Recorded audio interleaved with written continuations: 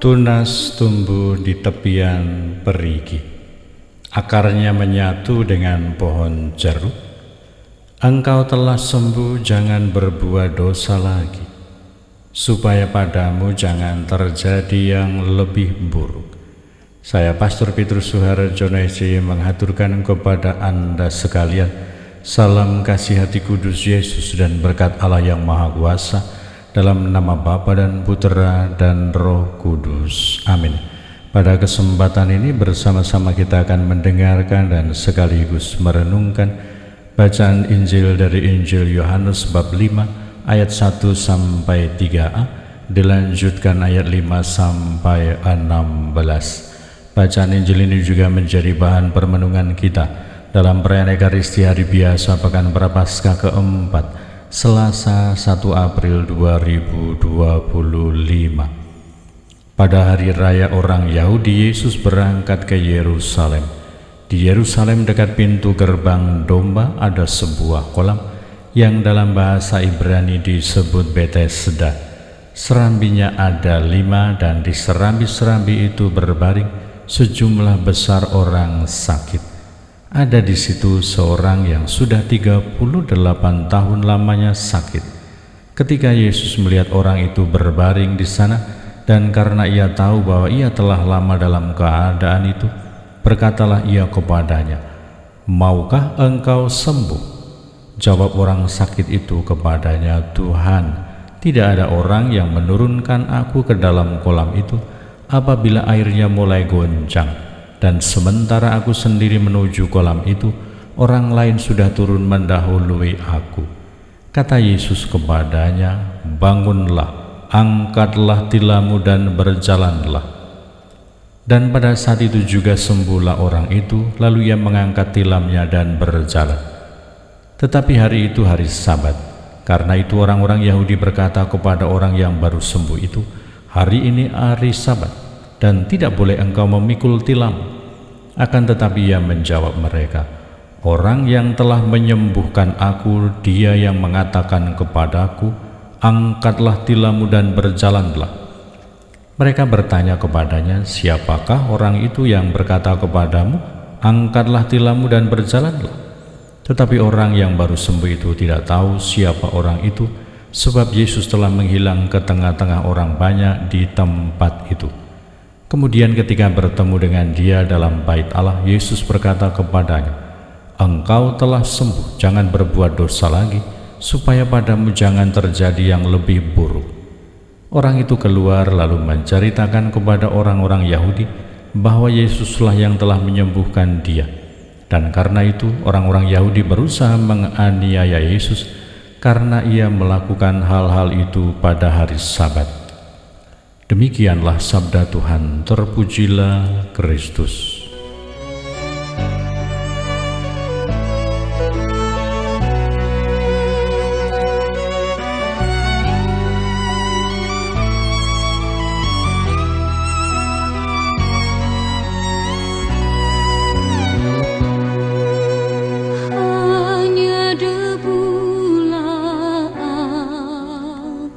Saudara-saudari yang terkasih, selamat pagi. Bagaimana kabar Anda hari ini? Semoga selalu sehat, berbahagia, bergembira, bersukacita luar biasa, dan senantiasa merasakan kasih dan penyertaan Tuhan di hari yang baru ini. Semoga Anda sekalian, kita semua tetap tekun dan setia, saling mendukung dan mendoakan satu sama lain, supaya kita semakin diteguhkan dalam iman, harapan, dan kasih kita kepada Allah dan kepada sesama.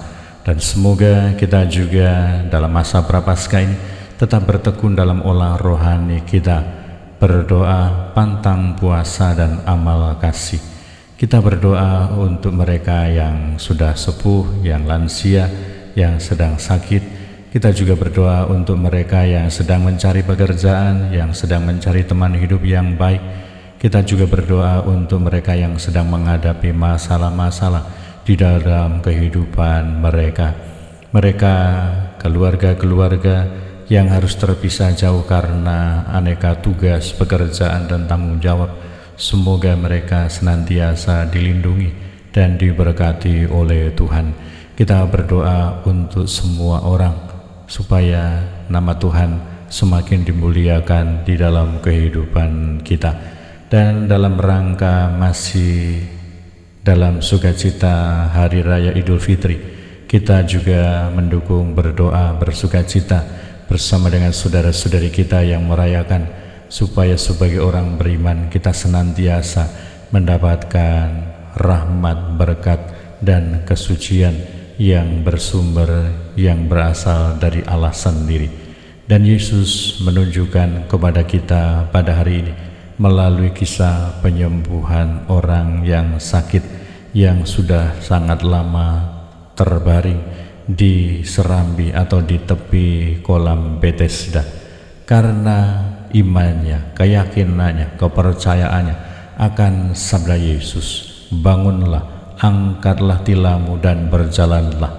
Maka ia menjadi sembuh, menjadi inspirasi dan pembelajaran bagi kita, supaya kita senantiasa menaruh iman, harapan, dan kepercayaan kita kepada Allah dalam menghadapi situasi kehidupan kita, untuk terus bergumul berjuang di dalam kehidupan ini, melaksanakan kehendak Allah, melaksanakan sabda Tuhan yang kadang-kadang menghadapi tantangan dan kesulitan.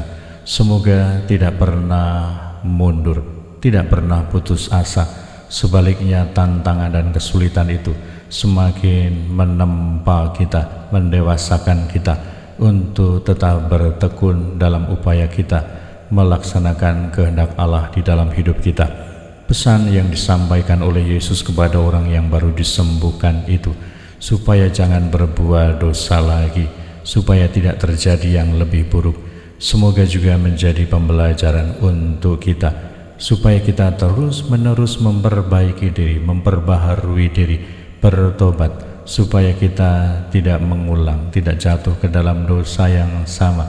Tetapi semoga kita mampu untuk secara bijak belajar dari pengalaman-pengalaman kehidupan kita, pergumulan rohani kita semakin mendewasakan kita untuk terus melangkah maju di dalam kehidupan spiritual kita, di dalam kehidupan rohani kita, di dalam kehidupan kepribadian kita. Kita menaruh harapan, iman, dan kepercayaan kepada Tuhan untuk senantiasa berjuang, bertobat, berubah, memperbaiki diri, supaya hidup kita semakin selaras dan sesuai dengan kehendak Tuhan. Berkat Allah yang Maha Kuasa dalam nama Bapa dan Putera dan Roh Kudus. Amin.